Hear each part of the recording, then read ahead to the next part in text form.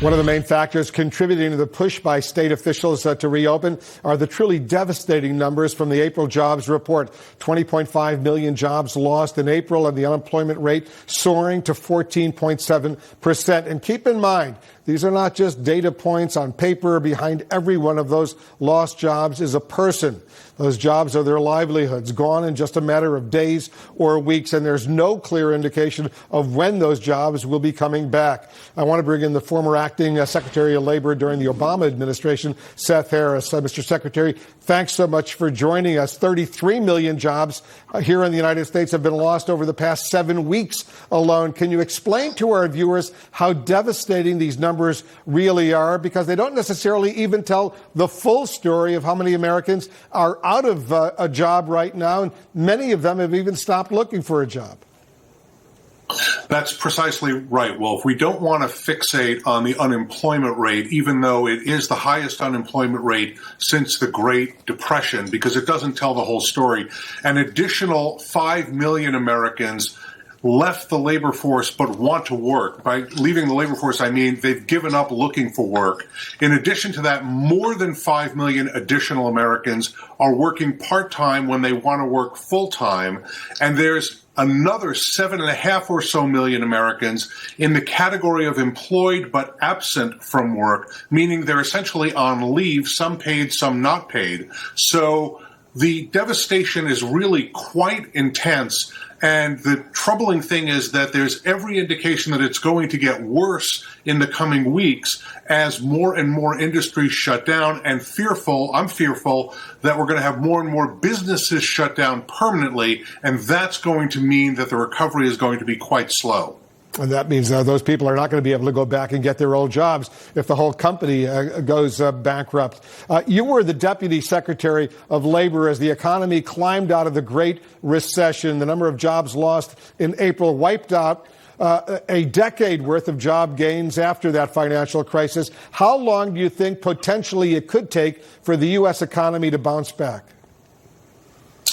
Well, I'm afraid the answer is it depends. The good news out of this report, if there is any good news in a really dismal report, is that 90% of the workers who lost jobs reported that they believed that their job loss was only temporary, that they were being temporarily furloughed. So if those workers are able to go back to their employer in the same job at the same pay rate, then we're not going to be in horrible shape. 10% of those workers are going to be in a position where they have to find something new, maybe get some additional skills. They're going to have to engage in a job search. But that would be a fairly good outcome, and we would recover in a reasonable period of time. But if that number shrinks over time, and there's every reason to believe that it will, because more and more bankruptcies are going to occur, more and more small businesses are going to disappear, then we're going to be in for a very long recession, and we're going to see a slow U-shaped recovery from this recession that we're in right now. As you know, millions and millions of Americans are turning to the government for help right now, but we've heard stories of people not even able to get through to the unemployment systems as these systems are completely overwhelmed with this truly surging historic demand. Should the federal government be doing more right now to help the states, the systems in those states? Absolutely, they should. The Congress gave $1 billion in additional funding to the unemployment insurance system. My sense is they needed a lot more to hire more people on and to address the technology challenges, because we're hearing stories about websites crashing around the country. It's gotten better as the numbers have gone down, but still we're in 7-figure unemployment claims numbers, which means that a system that has long been starved for resources, long has not had updated technology, long has had databases that are not really up to date, is being overtaxed. And the consequence of that is people who've gone through a horrible personal trauma, which is what unemployment is. It's petrifying. People don't know how they're going to pay their bills. They don't know how they're going to support their kids, are then put through the painful process of having to call or get on the website dozens and dozens and dozens of times in order to get in touch with someone so they can file their claim. And then it takes many weeks longer for them to get their check. It's unacceptable that we do it that way, and it's a real danger to our economy. If unemployed people don't have money to spend, that hurts everybody in the economy. Our economy is 70% consumption.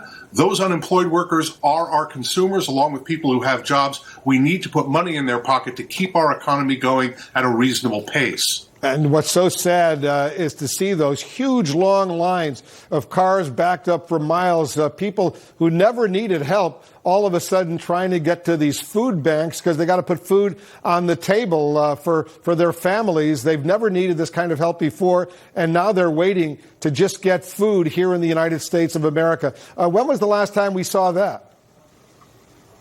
I fear that we would have to go back to the soup lines of the Great Depression to see this kind of need. And I think you're exactly right, Wolf. You put your finger on a very important point.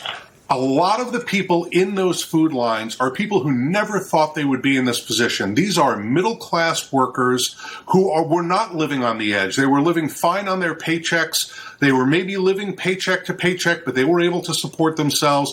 And then suddenly, out of nowhere, a virus causes the economy to contract, and they are left with no job. That is a horrifying situation. It is a traumatic situation. The government needs to step in to support those workers so that they don't have to wait on a food line. They can buy the groceries themselves. And by the way, the grocery stores would benefit from that as well, as would farmers and other food producers. So we really need to fix this system of getting money into the pockets of people who need it, both so that we don't have the tragedy of poverty for people who were not in poverty before, or even those who were, but also that we don't have protracted hunger, poverty, and pain in our country, that we can support our economy.